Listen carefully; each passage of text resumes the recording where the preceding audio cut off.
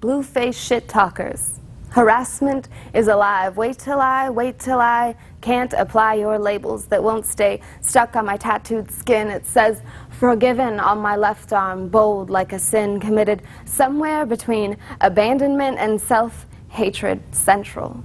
I did not become me on my own by myself. I'ma have to chalk it up to the divine. What else kept this dream alive? While naysayers stand sideline using what they can with what they have to throw their sticks and stones. But baby, these bones got tough as forensics in 7th grade from hearing those junior high girls call me a lesbian all day.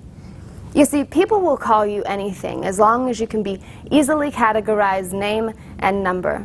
Good thing what they said never mattered. Because I've got this dream, something sweet kindled in the origins of me, and I can't seem to shake it. It's like when I'm up here, I'm made for this. And I don't do it because I want to be famous, not because I want to be the hottest, slamminest poet ever known, Claire motherfucking Collins, no. Let me be honest, I like to get up in front of a crowd because I believe in inspiration. I believe that words can change things. I believe in this audience, these strangers alive at the same time, yet aware of the dangers of existing in a world like this. And that togetherness is apparent as your simultaneous smiles, so do me a favor and leave here different than when you came in. Whatever it is you love to do, go do it, times 10.